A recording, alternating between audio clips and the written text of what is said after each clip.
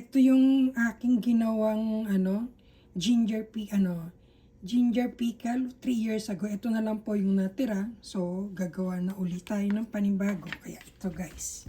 Yan. Nagtatagal po siya ng kung ilang taon guys. Basta nasa rep lang po. First, ayan, paghihiwa-hiwalayin muna natin siya guys. Titignan natin kung meron pa siyang dumi sa loob. Ayan, meron pa nga guys. Kaya, although nahugasan ko na siya, pero hugasan pa uli natin. Hugasan pa uli natin siya. Dahil may mga dumi-dumi pa siya. O, kailangan paghiwa-hiwalayin. Ayan. Paghiwa-hiwalayin natin at para makuha natin, matanggal natin yung mga dumi sa sulok-sulok niya like that. Ayan, ganyan. So, dito natin. Hugasan muna natin. Hugasan natin mabuti.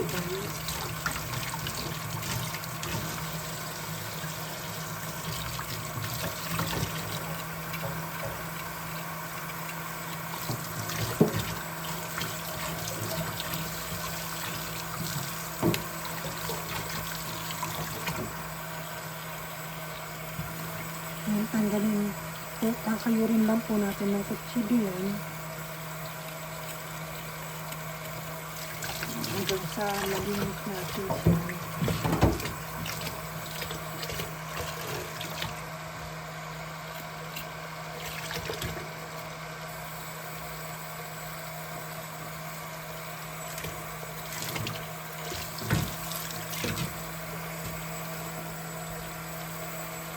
So, ayan po guys, nahugasan na natin siya ng gusto. Tanggalin po natin yung kanyang tangkay. Pero hindi ko po yan itatapon guys. Papakita ko sa inyo mamaya kung anong gagawin ko dyan. Ganda oh guys oh. Sariwang sariwa.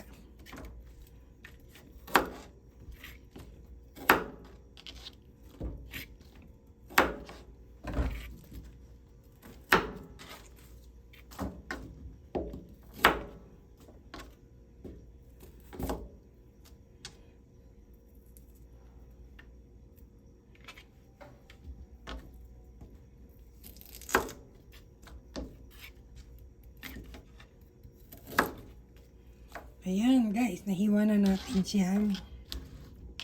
And ito naman po, ipapakita ko sa inyo bakit hindi ko siya itatapon.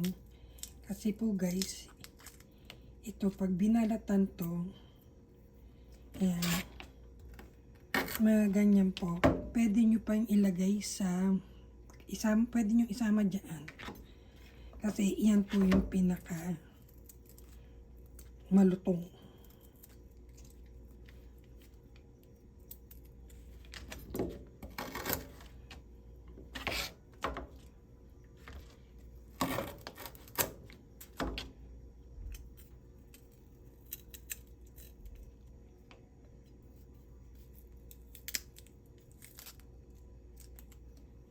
Pagka ganito guys, hiwain nyo hatiin nyo sa gitna. Ayan.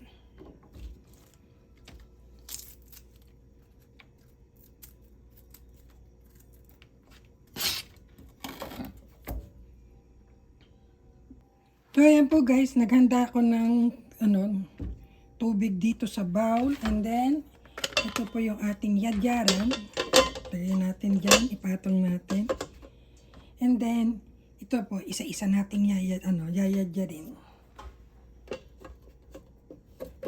Ganyan lang po guys. Pero nakakatakot ang aking yadyaran at super talas. So, gagamit tayo nito.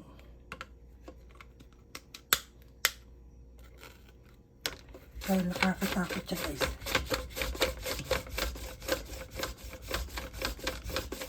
Ayan, may natin. Yan, ganyan na lang yung natira niya. So, papakita ko sa inyo pagka medyo marami na yung na-slice na yad-yad natin.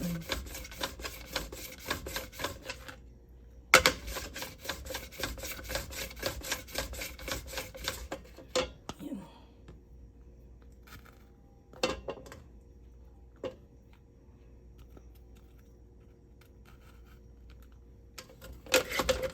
hindi na kaya.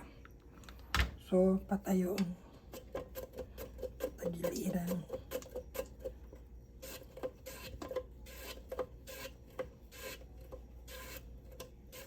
Uy, takot.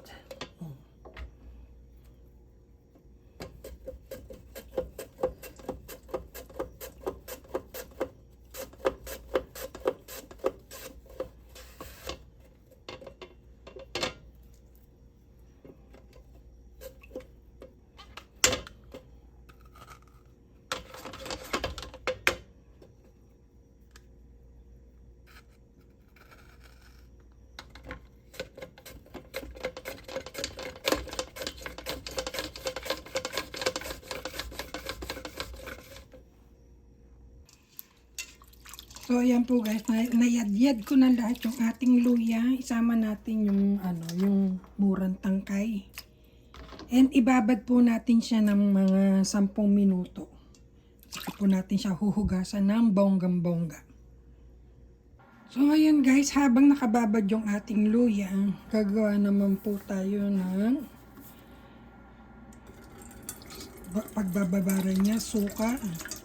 Depende na sa gusto yung dami ng suka. And then, water.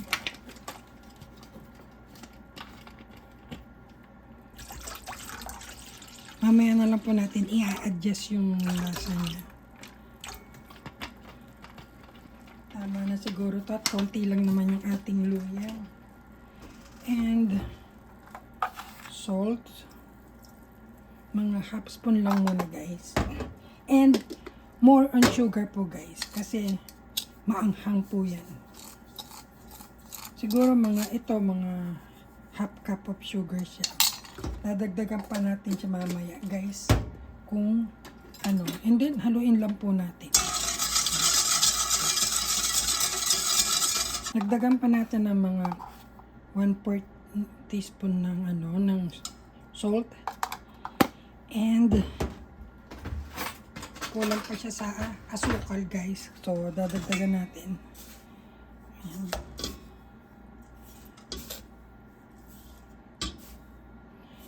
So, 1 cup na siya. Bali, total ng sugar natin ay 1 cup.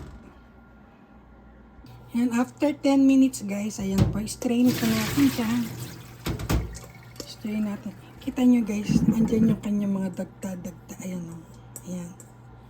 Kaya kailangan talagang hugasan siyang mabuti.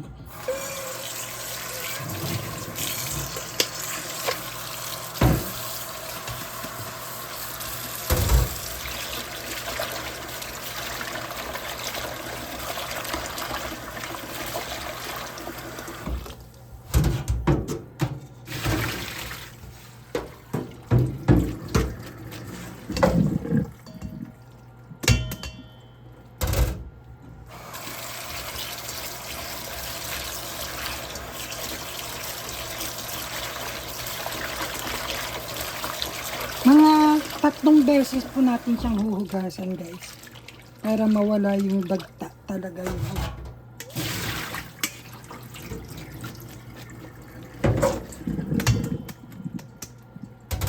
Yan. Last.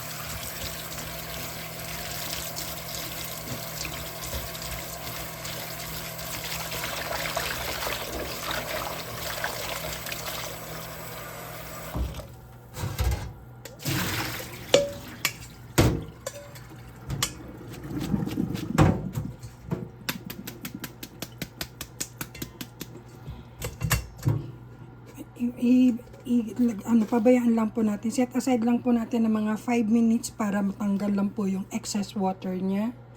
And ilalagay na po natin sa suka. Ayan po guys, napatiktikan na po natin siya. Kita nyo, ang nipis lang niya. And lagay po natin sa isang Tupperware. Nakasya siya.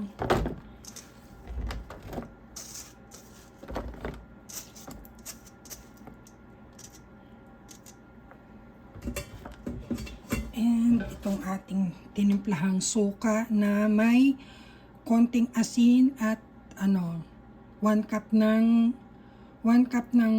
sugar. Yan po. Kailangan po yan. Yan, ganyan lang po siya. Yan. Sige guys. And lagay po natin sa rep. Guys, mga 1 linggo lang masarap na yan. 1 linggo. And medyo alog-alogin natin. And magtatagal po to ng kahit na mga 5 taon guys. So, ayan lang po guys. Thank you for watching.